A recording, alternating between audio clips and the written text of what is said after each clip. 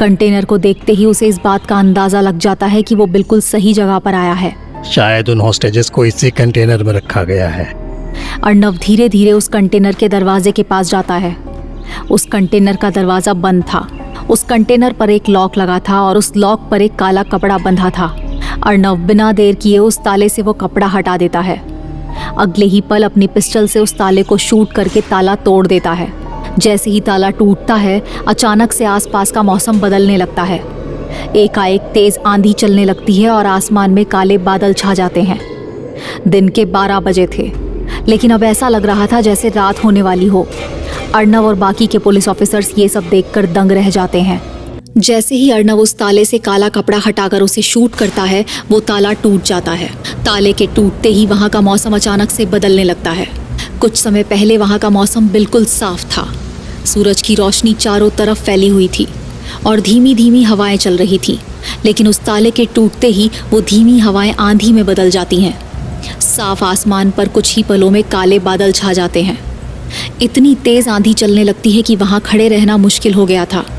ऐसा लग रहा था जैसे वो आंधी सब कुछ उड़ा कर ले जाएगी।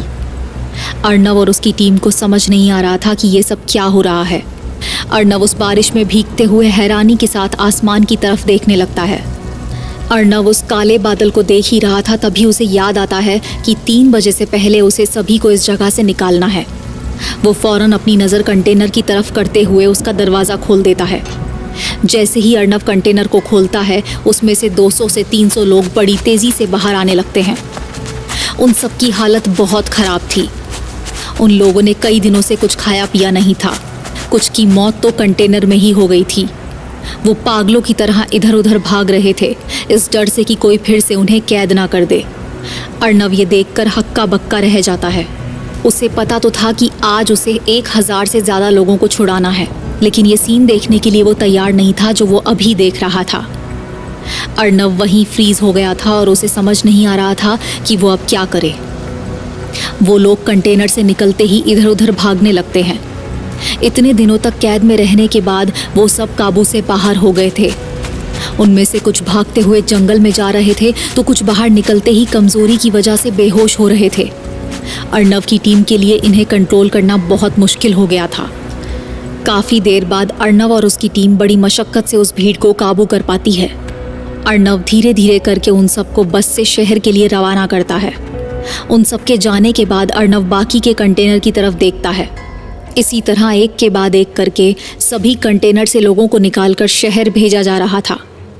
लोगों को सुरक्षित ले जाने के लिए पुलिस वाले कम पड़ रहे थे। जैसे जैसे अर्णव कंटेनर खोल रहा था, आसपास का माहौल और भी खराब होता जा रहा था। सभी कंटेनर के ताले तोड़ने के बाद मौसम हद से ज़्यादा खराब हो जाता है। अब आंधी के साथ साथ तेज़ बारिश होने लगती है।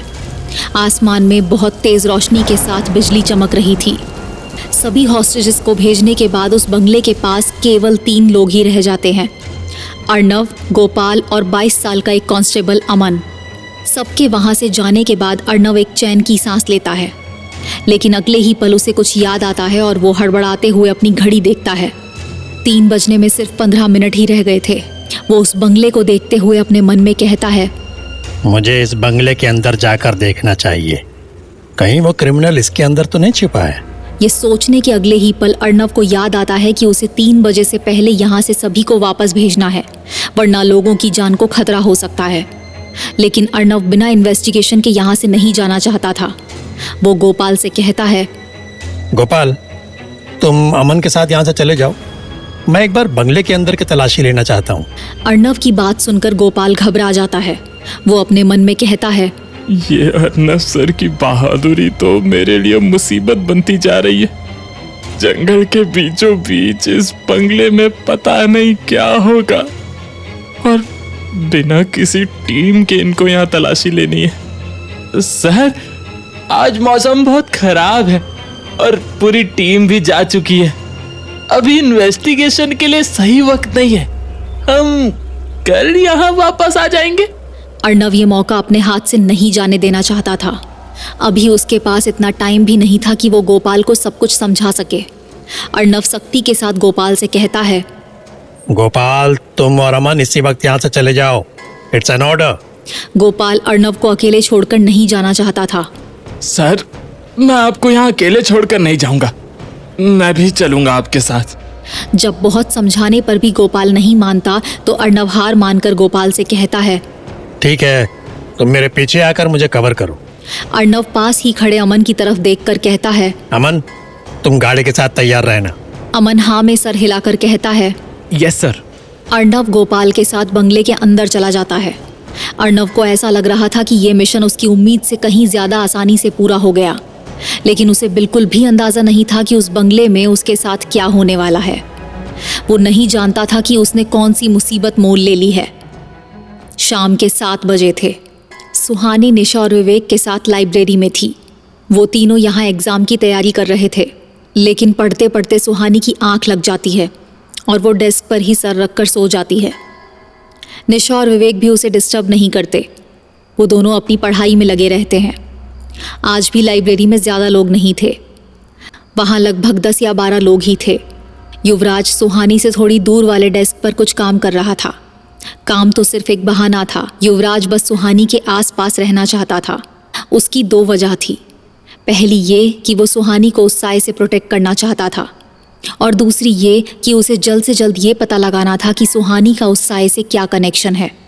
युवराज अब तक ये बात समझ नहीं पाया था कि कैसे सुहानी उस साए के सभी शिकार को अपने सपने में देख सकती है, और सबसे ज़रूरी बात, उसमें उस साए को मारने की काबिलियत कैसे आई। युवराज सुहानी को डेस्क पर सर रखकर सोते हुए देख रहा था। सोते वक्त सुहानी युवराज को और भी ज़्यादा मासूम लग रही थी। उसका चेहरा बिल्कुल शांत था और उसके कुछ बाल उसके चेहरे पर आ रहे थे, जिससे सुहानी और भी प्यारी लग रही थी।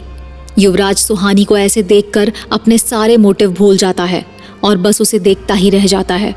कुछ ही देर में सुहानी के शांत चेहरे पे शिकन आने लगती है। उसका शांत चेहरा परेशान लग रहा था। युवराज, जो कि कब से सुहानी को ही देख रहा था, इस बात को नोटिस कर लेता है। वो सुहानी को ऐसे देखकर परेशान हो जाता है।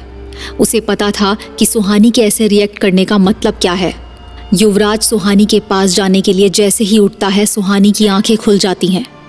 वो हड़बड़ाकर उठ जाती है और बेचैनी से अपने आसपास देखने लगती है। उसका चेहरा देखकर साफ समझ आ रहा था कि वो बहुत घबराई हुई है। इस ठंड में उसके माथे से पसीना टपक रहा था और वो बेचैन होकर लंबी लंबी सांसें ले रही थी। सुहानी की ये हालत उसके पास बैठे निशा और विवेक भी नोटिस कर लेते हैं।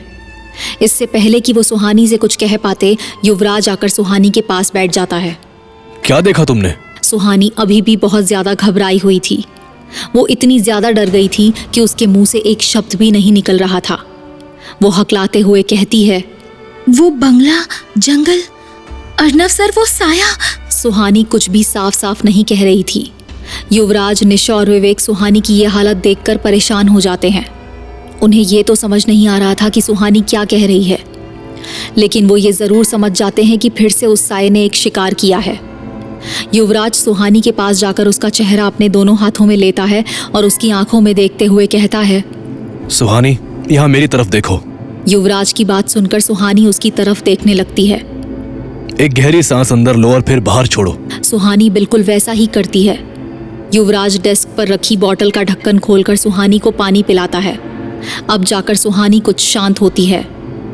युवराज अपने दोनों हाथों से सुहानी का हाथ पकड़कर उसकी आंखों में देखते हुए कहता है, सुहानी, मुझे बताओ, तुमने क्या देखा? सुहानी को अब एहसास होता है कि युवराज उसके साथ ही है। युवराज के साथ होने से सुहानी का डर उस पर हावी नहीं होता था। वो जानती थी कि युवराज के साथ होने से उसे कोई नुकसान नहीं पहुंचा सकता। युवराज का हाथ थामे हुए सुहानी बस उसे देखती ही रह जाती है। जब सुहानी कुछ नहीं कहती तो निशा उसके चेहरे के सामने अपना हाथ हिलाते हुए कहती है, सुहानी तो भूल गई क्या? अभी तो डर रही थी। निशा के ऐसा करते ही सुहानी होश में आ जाती है। उसे फिर से वो सपना याद आता है जो उसने अभी अभी देखा था और वो घबराकर युवराज की तरफ देखती है। एएसपी सर की जान खतरे में है। ये सुनते ही निशा और विवेक भी घबरा जाते हैं, लेकिन युवराज अभी भी शांत था।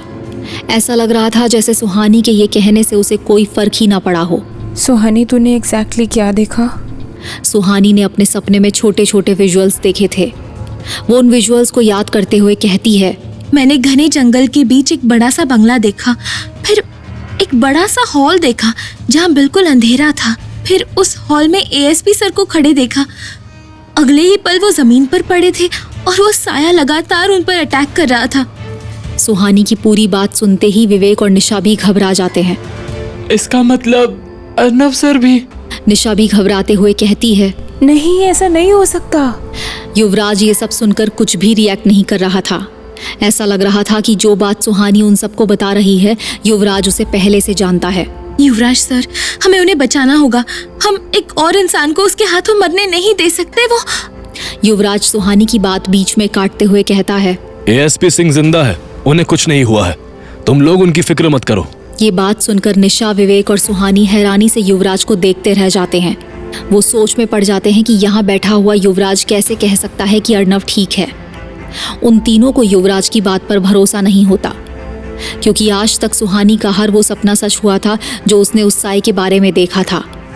तो ये सपना गलत कैसे हो सकता था? नहीं युवराज सर, एएसपी सर की जान को खतरा है, मैंने खुद देखा है। युवराज अपनी बात पर जोर देकर कहता है, मैंने कहा ना उनकी फिक्र मत करो, वो ठीक है। सुहानी और उसके दोस्त युवराज की कोई बात मानने को तैयार ही नहीं थे। सुहानी भी बार बार जिद करते हुए यही कह रही थी कि अर्नव की जान को खतरा है। युवराज सुहानी की आंखों में देखते हुए कहता है, क्या तुम मुझ पर भरोसा करती हो? एक पल के लिए सुहानी खामोश रह जाती है और अगले ही पल अपना सर हाँ में हिला देती है। तुम मेरी बात पर यकीन करो, ASP Singh is safe now. Yuvraj की ये बात सुनकर सुहानी भी शांत हो जाती है। वो सच में युवराज पर भरोसा करती थी। उसे लगता है कि अगर युवराज कुछ कह रहा है तो उसकी जरूर कोई ना कोई वजह होगी। सुहानी तो युवराज की बात से कन्विंस हो जाती है, लेकिन निशा और विवेक को ये भरोसे वाला लॉजिक समझ नहीं आता। उन्हें अब भी लग रहा था कि अर्नव के साथ कुछ तो बुरा हुआ है, लेकिन युवराज के सामने वो कुछ कह नहीं पाते।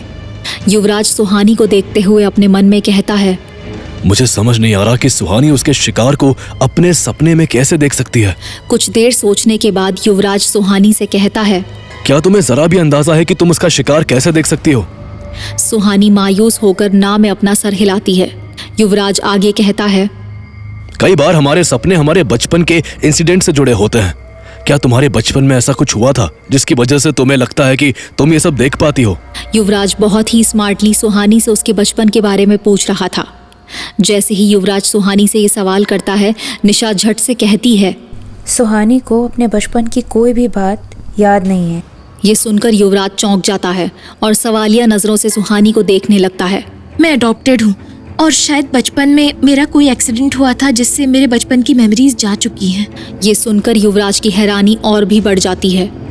वो सुहानी से कुछ कहने ही वाला था, तभी उसका मोबाइल बजने लगता है। युवराज अपना कॉल आंसर करता है। वो बड़े गौर से मोबाइल पर किसी की बात सुन रहा था और वक्त के साथ उसकी आंखें कठोर होती जा रही थी। सुहानी, निशा और विवेक भी ये नोटिस कर रहे थे।